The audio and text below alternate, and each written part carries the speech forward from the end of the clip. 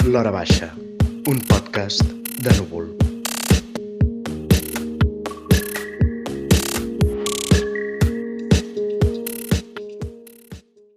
Hola, benvinguts a l'Hora Baixa, el podcast de Núvol que, com sempre recordem, es fa a l'Hora Baixa. I bé, avui ens acompanya l'Oriol Puigtauler, el nostre crític d'arts vives, que no teatre, que no... i la Carlota Rubió, la nostra senyora de llibres. Bueno, però què és el que hem de parlar avui? Hem de parlar de qui no ens acompanya i que, per poc que sigueu subscriptors, seguidors, amants, lovers de Núvol, nuvolaires, núvolers, Núvol Believers, és la Clàudia Rius. La Clàudia Rius ha marxat i abans de parlar de res, de cap... O sigui, jo crec que és potser l'esdeveniment cultural de la setmana. S'ha comentat a xarxes, s'han rebut whatsapps i no només és cultural per això, sinó que la Clàudia ens ha deixat per anar a ser la directora de comunicació del Departament de Cultura. Tot és cultura. Estem molt contents i molt tristos alhora, no? Exacte. És una mica sentimientos encontrados, que diu. Per resumir-ho amb el nostre tuit de Núvol, ara som oficialment l'ex de la Clàudia. Sí. M'ha trencat el cor aquest Twitter, realment. Sí. Sí, no sé, nois, jo crec que està bé que en parlem una mica, perquè al final, vull dir, Mira, ens trobem així, no? Així que dius... Per mi la Clàudia és núvol, per mi la Clàudia. Aviam, núvol també és moltes altres coses, també pots dir, el Puigtovell és núvol. Jo quan vaig entrar a Núvol, fa molts anys, com a col·laborador, i llavors quan la vaig conèixer, que és quan Núvol estava a VilaWeb, allà en el coworking... Sí, una taula al costat de VilaWeb. Fa uns anyets, i ja vaig veure que, clar, que això fa 5 o 6 anys, i la Clàudia era molt crac, i pensava, aquesta nana tan jove, com pot ser tan intel·ligent i tan crac? Però recordo molt, això em sap greu, però mira, els senyors de VilaWeb estaven allà tot el dia amb el telèfon i l'ordinador. I un dia hi havia allà al MACBA, clar, estàvem al carrer Ferlandina, i al MACBA hi havia una manifestació de treballadors del MACBA, del Ciutart i aquestes empreses horribles, i la Clàudia era com, bueno, sortim a veure-ho, no? I sortim a fer de reporters. I va com dir-ho a la gent d'allà de VilaWeb, que no van... No, nosaltres ens quedem aquí mirant l'escena. I vam sortir, la Clàudia i jo, i vaig dir, hosti, que guai, clar, sí, vull dir, que guai aquesta tia, i a més, cony, vull dir, jo em sento com molt orgullós, però no sé vosaltres, però també una mica amb pena, perquè dius, hosti, què farem sense ella, no? Tu què, en Carlota? Tu... Clar, no, jo vaig viure diferent, perquè jo ja vaig venir aquí i vaig fer les pràctiques aquí, i la Clàudia era la jefa, se seia allà on està la càmera, era el seu raconet, el cap de taula. És com si ens mirés la Clàudia. Exacte, el punt de vista és el mateix. I sí, he de dir que d'entrada feia una mica de por, perquè jo pensava que era una tia sèria, seriosa. I no és que sigui una tia seriosa, és que estava tan enfeinada que realment estava en el racó fent la seva feina, perquè al principi sí que pensava, ai, com... aquesta noia tan seriosa que no parla molt d'entrada, no sé què, però no, evidentment no. Evidentment estava gestionant la cultura des del seu racó de la taula.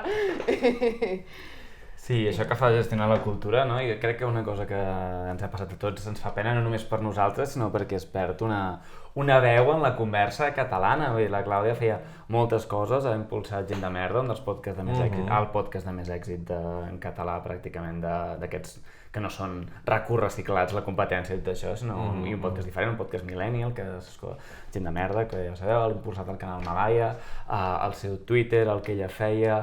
Per mi també té molt a veure amb... Ella portava la secció d'art, que potser això ja era el que més militarment reivindicava i el que menys gent l'aplaudia, però una cosa que feia era algo tan important com en un món tan desmemoriat com és el de l'art ara mateix, sempre posar-li la perspectiva del català, de la llengua, de la història de l'art catalana, era alguna... que et anava a aquests llocs i sabia fer les preguntes adequades i clar, tot això es perd, esperem que... Hi haurà fitxatges, que no es perdi, que es transformi, però la Clàudia serà insubstituïble i totes aquestes coses que feia de portar la cultura des del seu celler, la cultura catalana, les passa fent d'una altra manera. Llavors, bé, no sé, des d'aquí crec que li desitgem, doncs, evidentment, el millor. Ha de quedar clar que això, vull dir, això com a periodistes ho sabem, no? O estàs a un cantó o estàs una mica a l'altre i les feines tenen exclusivitats i un cop ets director de comunicació, doncs és una feina molt exigent, molt això, i no sabem si tornarà, sempre té les portes obertes. Ja ho veurem. No, i a part de la secció d'art, que evidentment, li van donar el premi l'Associació de Crítics d'Art de Catalunya, vull dir que... És que l'acostava molt bé, l'acosta, no? Perquè coses molt conceptuals a vegades i com difícils d'entendre, feia una... Jo crec que anava molt bé, que com que no venia de fer història de l'art i això, sinó que tenia una mirada més des de fora, des del periodisme, l'explica molt bé. Sí, sembla que estiguem parlant com si Ai, sí, està viva, està bé, està viva. Estupenda. No la truqueu ni li envieu whatsapps, que està molt atabalada. Sí. I també vull dir que a part de les galeries o el tema d'art, el que fa molt bé la Clàudia és crear temes o inventar-se. Distingir quins són els temes, això, de llengua, de l'audiovisual català, de TV3, que hauria de fer TV3 amb la llengua, els joves, i bueno, ha creat també molts debats, crec jo, no? Encara que sigui en el món petit de la tuitosfera catalana, ha creat molts debats. Jo he vist un tuit avui de la Paula Carreras, que feixen de merda amb ella, que deia diu molt d'ella si tothom del sector se n'està alegrant de veritat. I he pensat, realment és això, perquè m'he anat a Twitter a veure tot el rebombori i tothom està molt... Sí. I diu, vull dir, és indicatiu de la tasca que fa. Sí, per Núvol, o sigui, tenim aquesta tristor de perdre algú, i sobretot una amiga, perquè també una cosa que feia tot, era potser el que ens unia a tots, tot passava per la Clàudia. Ella era la persona que enviaves un WhatsApp abans d'enviar un WhatsApp al grup gran de WhatsApp, hem compartit moltes nits extra hora baixes, de l'hora que ve després de l'hora baixa, no sé quina és, però... L'hora bruixa. L'hora bruixa, doncs ja ho tenim. L'hora de les bruixes. Efectivament, i la Clàudia, a més, és que vivia a prop de Núvol, vull dir, era fins aquest el nivell de la Clàudia representa entrar als seus dominis i tan contents que hi entràvem. I res, ja que tots heu parlat, jo també per part meva sobretot no és perdre una amiga, és simplement la pena purament personal d'algú amb qui m'importava bé i havia arribat a considerar-la una molt bona amiga, així que bueno, peneta personal és el que queda al final de tot i després, bueno, seguirem fent cervesa veient i li desitgem el millor i ja anirem allà com tothom a demanar-li favors, que és de lo mío. No, això no ho podem fer perquè... Pobre, que no li faci això a la gent. No. Però bueno, ara que ja hem pagat l'homenatge a la nostra estimada Clàudia, clar, això és una desreunió, però un dels temes dels que més he parlat amb tothom sense voler-ho de la setmana, un tema cultural contrari als que la Clàudia diria, perquè és un tema d'aquests anglòfils, a ella no la deixàvem veure a la tele, és una cosa que sempre repeteix, ella acaba fent audiovisuals però no la deixàvem veure a la tele, és la reunió de Friends, l'especial de Friends, boom, esperadíssim, centenars de milers de persones, tothom amb qui he parlat l'he vist, l'ha vist. Què cosa semblava l'especial de Friends? L'esperàveu? Fa patir, jo vaig patir molt, perquè és el que tu deies, és una mena de circ, no? No sé si ho vau veure així, però és com que fan veure que se surten del personatge per comentar els personatges, però en el fons a mi m'ha donat la sensació que continuaven fent els seus personatges. Vull dir, la Rachel era la Rachel, el Ross era el Ross, no? Sí. La Phoebe, sí. Exacte. I tot amb un intent de mantenir una cosa que no és i realment fa patir. I també molt ocasió desaprofitada, no? També per, amb el pas del temps i una mica de distància, ironia, però és que tot era una espècie d'això, de seguim encara en aquesta mena de bonança dels anys 90, principis dels 2000, i és com, home, no. Clar, perquè aquí estem gent de diferents gustos, sensibilitats, edats, i a vosaltres us ha agradat. Friends és una cosa que us ha marcat, és una cosa que me'n recordo que el presentador no parava de repetir la paraula iconic, tot era iconic, però realment, per què creieu, vull saber quina és la vostra relació personal amb Friends i també si teniu alguna teoria de per què Friends ho ha patat d'aquesta manera, el que fa que sigui tan transversal. Una cosa que ens va agradar a l'especial és que tenien una novel·la de la Pau, Justin Bieber disfressat, Justin Bieber, Jon Snow, sense cap, un criteri absurd, uns senyors de l'Àfrica... Sí, exacte, un recorregut de persones dient com els havia salvat la vida. I tenia aquest punt de, aquí estic jo a Friends, de no he d'explicar-te per què, sinó que poso a tothom qui vulgui, sense cap criteri, perquè Friends és el món. Es diu imperialisme. Imperialisme... Yankee. Però fort i imperialisme volgut, vull dir, tota aquesta gent de tots els llocs del món molt contents d'haver estat conquerits per Friends, explicant que Friends els havia pràcticament donat sentit a la vida. No sé si donava sentit a les vostres vides Friends o si teniu una relació més tèbia, més forta, més... No, jo, el vaig començar a veure quan la van començar a fer aquí, als anys 90, vosaltres som molt joves, no havíeu nascut, i ho feien al Canal Plus, plan obert.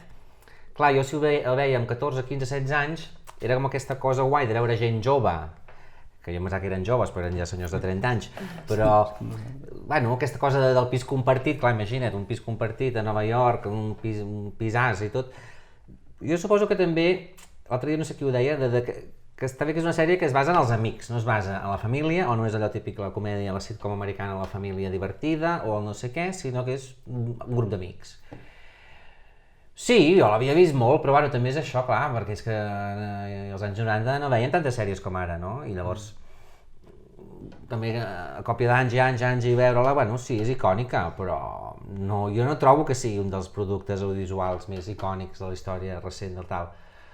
Vull dir, abans, no sé, diria que els Simpson ho és molt més, no? Però bueno, Friends sí, jo crec que van saber trobar molt bé un moment, clar, el moment pre-Torres Bessones, anys 90, que encara era com la bonança general mundial, no? Que era com tot meravellós, no? Jo és que m'ho vaig mirar i ja, amb tota aquesta bombolla ja patada, perquè clar, vull dir, jo soc del 97 i vaig mirar, no sé quants anys ho vaig mirar, però vaig mirar en el moment en què ja se sabia que allò era als anys 90. El passat. Però sí que trobo que fa... Bueno, em penso que ho mencionaves tu també, que fa molt bé aquesta funció d'apagar el cervell, com que cada cop és més difícil de trobar realment, com aquesta cosa de si em poso aquí, sé que el meu cervell es quedarà en pausa i podré estar així, com no pensant en res durant molta estona i veient imatges i situacions que no creuen cap línia de cap tipus, que es quedaran, saps? Hi ha com un centre al mig que mai jugaran per aquí al mig, mai se sortiran de cap de les maneres. Llavors això, jo crec que ho fa molt bé, però també penso que és impossible de fer una cosa ara, bueno, no sé si és impossible, però a mi no se m'acudeix, sí, que ho has de mirar una cosa que sàpigues que està feta al passat. Fer una cosa feta així ara, a mi em costaria de creure, perquè realment seria un nivell de naïf que fins i tot ho pensaries, encara que no ho sé. Sí, jo vaig tenir aquesta sensació aquesta sensació històrica de que Friends és potser l'últim producte de l'època en què vam ser feliços, en el sentit de que vam ser feliços sobretot perquè vam ser ignorants, o sigui, en aquell moment s'estan fent productes culturals molt revolucionaris, molt contestadors, una crítica cultural forta, com sempre s'ha fet en tots els períodes, i Friends estava blindat a tota la crítica de totes les maneres, i el que destacava Friends era lo molt blancs, guapos, al final, que els sortia tot, i que al final sempre se'n sortien, parlaven amb els creadors, deien, no podien tolerar, quan estaven escrivint al final, no podien tolerar que tinguessin un final trist, no podien... coses com, jo què sé, la Phoebe va ser mare subrogada de trigèmins, cosa que ni va causar cap... tan contenta, mai més és mencionat, vinga una altra cosa, i així moltíssims. I clar, Friends, o sigui, jo trobo que la gràcia és que podia fer això perquè, en certa manera, clar, el món una mica... responia, o sigui, clar, generalment hi havia un creixement econòmic, hi havia un previ, això que has dit de les Torres Bessones, hi havia una bonança real i la sèrie surfejava fortament sobre aquesta bonança. Clar, jo entenc que l'entreteniment això sempre, o sigui, la ficció sempre té aquest punt crític i ara les ficcions que s'han fet després, tipus Big Bang Theory, How I Met Your Mother, Modern Family, que han ocupat, estan obligades a ser, el que has dit tu, no? A ser més iròniques, a tenir més distància, perquè el món ja no acompanya, encara que puguin fer aquesta funció d'entreteniment. Jo crec que allò era una concatenació, no? Com una mena de suma de factors que feia possible ser tan naïf, amb tant de riure, tothom tan content, i que quan la història no t'acompanya passa a veure's el llautó. I per això també penso que, clar, que el festival, l'especial, era el problema, o sigui, l'especial el que feia era intentar preservar la memòria d'allò que ningú pugui entrar-li, o sigui, ningú podia fer cap pregunta incòmoda. Com si no hagués passat tampoc les Torres Bessones, com si no hagués passat res en el món, només que ells estaven, ells més grassos i més vells i elles més primes i més operades. O, no, el cas de la... Hosti. I blanquejant les coses, vull dir, una de les coses que s'ha dit més de Friends és que, vist en perspectiva, hi ha bromes homòfobes, hi ha bromes molt masclistes, no sé què, i què fan? Se'n van a fer un recorregut pel món i posen parelles homosexuals dient a nosaltres ens va anar molt bé perquè llavors vaig aprendre a demanar-li el matrimoni. És com, era el moment, és el que tu deies, era el moment de fer una broma. No passa res, perquè era aquell moment, jo tampoc crec que s'hagi de fer una cancel·lació molt forta de Friends, però digue-ho. Ho hem de cancel·lar tot, sí. Jo recordo fa com 10 anys o 15 un gag del Saturday Night Live que imitaven els de Friends, a mi és molt bo perquè allò, el Ross, la Rachel, tots els actors imitant-los, i estaven allà al pis i trucaven a la porta i arribava una persona negra i tots com perquè no havien vist mai ningú negre, i jo veient aquest gag dic, hosti, és veritat, era una sèrie 100% blanca, com que passa a Nova York, que és una ciutat hiperbarrejada, no? I dius, bueno, només amb això, veure-ho ja amb una perspectiva i dir, hòstia, és veritat, és aquest món, bueno, el Nova York de Woody Allen, no? Un Nova York blanc, burgès, on tothom té carrera i tothom viu en uns pisos espectaculars. No? Jo pensant-me amb el que es podria fer avui que fos, o sigui, que pensant-m'ho des de com jo em mirava Friends, que és la cosa de pagar el cervell, què es podria fer avui que complís els requisits de l'1 d'avui i que, però que alhora sigui capaç de pagar-te el cervell. Jo tinc una amiga que és molt llesta, que es diu Mar, i que sempre diu que l'únic producte d'entreteniment que té sentit avui dia és RuPaul, i crec que RuPaul, en aquest sentit, és com la cosa, perquè és com, té totes les capes de meta que necessites, i a part te paga el cervell, o sigui, té tot, perquè té com la ironia, però també té la crítica política, perquè és molt polític, o sigui, jo no he vist cap estatunidenc criticar el sistema com a RuPaul. I a part, et distreus i t'ensenyen els outfits. I a més, per mi és el show d'entreteniment definitiu, perquè uneix un talent show d'actors, de cantants, de models, de gent que fa roba, de gent que fa... I són, com que són yanquis, són tan bons que saben cantar, saben ballar, saben improvisar un monòleg, que és increïble. No, per mi, és veritat, RuPaul és el show definitiu en quant a entertainment, no? El que la meva amiga deia era que, o sigui, això fa un podcast, estic fent aquí la falca, bueno, el Weekly Review, escolteu-lo, però ella el que deia és que ara tot es basa en el hate watching, li diu, com que qualsevol cosa que mirem ara només la mires per enfadar-te, per el que tu deies, la crítica, i això és, RuPaul està en una bombolleta que sap salvar-se de tot això i a part ser com un bon producte. I a més jo vaig fer un article al Núvol sobre RuPaul fa ara, no sé, un any o dos, que era tot, em sembla que es deia tot el que podem aprendre de RuPaul, perquè a part de ser un show super ben fet i super... i un passoteta, té aquesta part política, té aquesta part reivindicativa molt ben feta, que t'ho està colant amb un producte d'entreteniment de masses. I només cal dir que RuPaul s'ha fet a Canadà, a Holanda, ara s'ha estrenat la primera temporada a Espanya, vull dir, és una franquícia que està anant per tot el món. Quant de temps fa que no podem veure una sèrie a TV3 i una ficció de producció del prime time i riure una mica, tenir una funció aquesta de ciment cultural, no? Vull dir, l'únic ciment cultural que hem tingut és Crims, però clar, perquè Crims és barat, Crims no requereix actors, no requereix producció, requereix narradors i recreacions. Clar, l'última vegada qui va ser? Amb Joel Joan, ho sabem tots que Joel Joan és una persona que ens fa riure al prime time de TV3, però a diferència dels Friends, que és una mica que l'article, ell ha passat per totes les fases, ell va copiar Friends en plats bruts, va copiar el Dramedy de la porca misèria i va copiar l'autodeconstrucció definitiva amb el crack, i una mica jo em sento com a espectador català, com fent la dansa de la pluja, veiem que si Joel Joan podrà portar-me una mica de riure d'alguna forma. O no cal que sigui Joel Joan. O si l'Atcorpo obrirà a algú que no siguin si fa 20 anys vam tenir Plats Bruts, Jet Lag, que estaven molt bé, eren sitcoms molt... Vull dir, no? I llavors hi ha hagut aquests tipus drama, no? Aquestes sèries que estaven molt bé, però que no és ben bé una sitcom, perquè clar, també avui en dia, l'any 2021, fer una sitcom... Però que no la va produir TV3, la va produir Televisió Espanyola, el Play, i TV3 no va posar ni un cèntim. Clar, vull dir, per això dic que obrir TV3 ara és una cosa important, que ara que fan la reunió de Friends, jugava a imaginar, no, l'article de com seria la reunió de Plats Bruts. Sí, que deies que Joel Joan és la Jennifer Aniston, no? Sí, deia que Joel Joan és la Jennifer Aniston perquè ell segueix igual de guapíssim, igual d'estupendo. I la Phoebe és l'Emma, evidentment, la Mònica L'Àngel.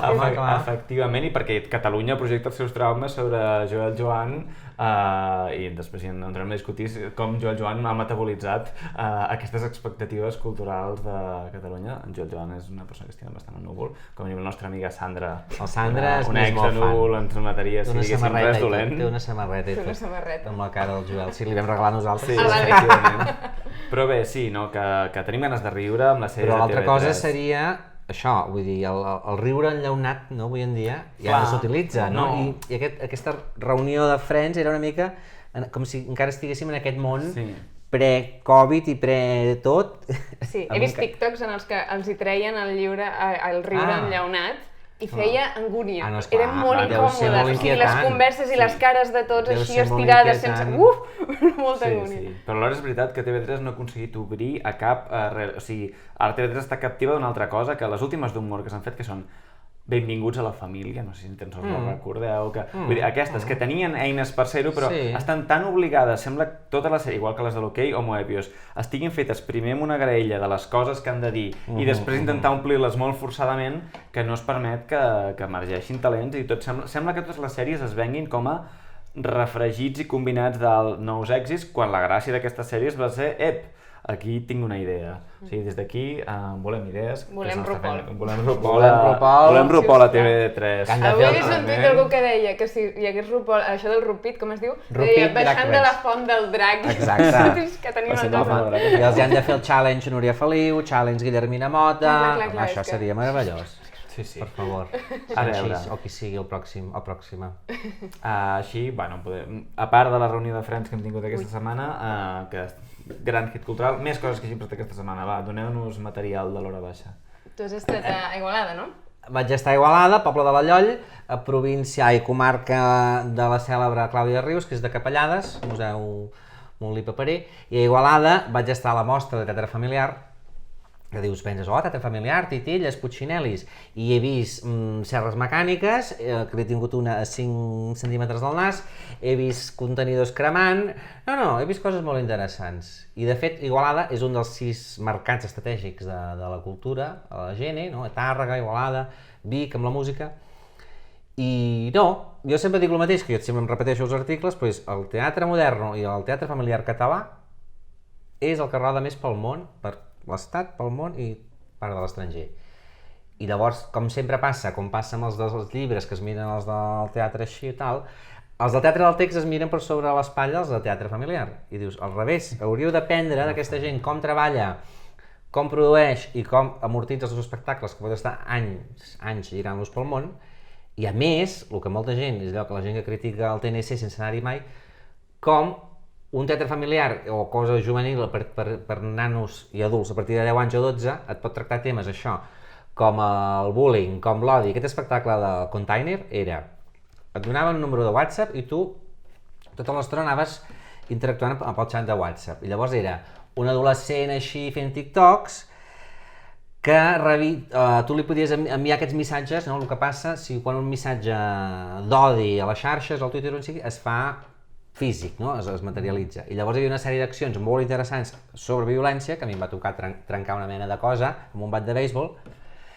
per veure això, de quina manera la violència que portem tots a dins, primera, és molt contagiosa, perquè aquesta cosa, de les masses, que és molt fàcil contaminar-nos, i de quina manera tots, hi ha una cosa molt interessant que ens van passar, que em sembla que es diu Odiòmetro, en castellà, és una web que vas veient en castellà tots els tuits que s'estan fent en aquell moment, amb insults, i clar, és una cosa molt gràfica perquè vas veient la quantitat d'odi que està corrent per les xarxes infinitament. I vaig trobar molt interessant això, i vaig titular la meva crònica això, rialles, violència i containers, perquè, hosti, està molt bé que també, que el teatre en general ja fa un temps, que és que no hi ha alternativa, que anem molt tard amb tot, però estem ja per fi introduint temes, introduint reflexions que està al carrer, doncs que millor que el teatre per tots els públics i familiar també estigui introduint aquests temes. Un espectacle, La motxilla de l'Ada, que em va parlar l'Oriol Ossant, que no parla de l'Ada Colau, perquè jo vaig pensar aquest nom Ada, tots pensem en una Ada, però bueno, és un espectacle familiar sobre una nena trans, que es deia Adam i ara es diu Ada. Hosti, està molt bé que això, que el teatre per tots els públics també estigui dient, aquests són els temes, per tant, aquests temes han d'estar en escena, no? Vull dir, els refugiats, Sopa de Pedres, d'Engruna Teatre, que ha guanyat un premi molt important, parla sobre una nena refugiada que arriba a Europa, vull dir que visca el teatre familiar, que jo estic molt a favor. I quin tipus de públic hi havia?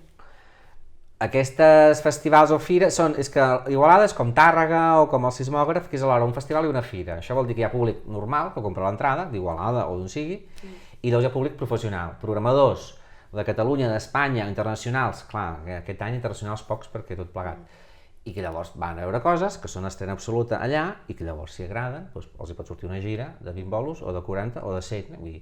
I clar, hi ha grups de teatre català que han fet gires a la Xina i a Austràlia, i clar, això passa amb els raros i amb els familiars. Llavors, és el que dèiem la setmana passada amb el podcast amb la Clàudia i parlant de la Marta Oliveres, que un dels grans problemes també de la cultura catalana escènica és l'exhibició i la vida dels espectacles. Llavors no té cap sentit produir espectacles perquè durin un mes i desapareixin, quan el més lògic és crear bons productes culturals que es vegin a Catalunya, primer que es vegin al territori i llavors que es vegin per tot el món, no? I això també, jo sempre tinc la sensació que és potser com l'audiovisual, no? Que tots veiem sèries daneses o sueques i aquí hem tingut el Merlí, que segurament que és l'únic que ha triomfat globalment i para de comptar, no? Sí, però a mi em fa pensar la manca de trasbassament del talent, que no es Sí, pugui trasbassar sí. d'un lloc a l'altre, i suposo que deu ser capellet, es deu veure les capelletes que hi ha a tot el país i la gent del tinglado audiovisual o certes expectatives que no es trenquen, però o sigui, que hi hagi, que sapiguem, per exemple, com tu, que hi esteu allà, que hi ha un talent i que hi ha una cosa que és tan fàcil d'exportar el visual d'una manera i que en canvi portem tant de temps sense tocar alguna cosa, al final tots aquestes, el jet lag que deies abans, venir al teatre, tots aquests venir al teatre, Joan, la tots cubana, de teatre, també, la cubana, les tresines, exacte. I ara, en canvi, Aquesta època de les sèries de TV3, els Cargols, que era de Goll Llegom, eren tot companyies de teatre. TV3, missatge per TV3. Senyor Vicent Sanchís, o futur director o directora de TV3, exigim que li doneu una sèrie, una sitcom al grup de teatre La Calòrica, perquè si les grans sèries catalanes les han fet La Cubana, Té de teatre, de Goll Llegom, La Calòrica ha de fer una sèrie, ja, l'ha de fer ja, oi que sí? Vull dir, sí. Sí, estem completament d'acord. Ens hem passat al contrari, no? Durant un temps era, la tele és massa teatralitzada, no ha servit per res, la tele ara ni té el bo del teatre ni el bo de l'audiovisual, per tant que vagin al talent i si el talent està allà on sigui, però el teatre clarament n'hi ha i estàs aprofitat, vagin corrent. La Calòrica, de què parlem mentre no parlem d'aquesta merda? Va triomfar el TNC, ha triomfat fent gira per Catalunya i ara estarà tot el juliol al Poliorama. Per tant, de què parlem mentre no parlem d'aquesta merda? Em sap molt greu, però és que jo he de marxar perquè vaig al teatre literalment, per tant, no sé si voleu seguir o... No, ja ho podem donar per acabat avui, Sonia. Així que bé, gràcies per escoltar-nos, estimats oients. Això és l'Hora Baixa. Petó la Clàudia. Trobem molt a faltar allà la Clàudia. Allà on siguis, fins a casa, que està viva, no? I res, doncs, moltes gràcies per escoltar l'Hora Baixa. Fins la setmana que ve. Aquí amb vosaltres l'Oriol Puigtauler, la Carlota Rubio i el servidor Joan Bordeus. A reveure. Adéu.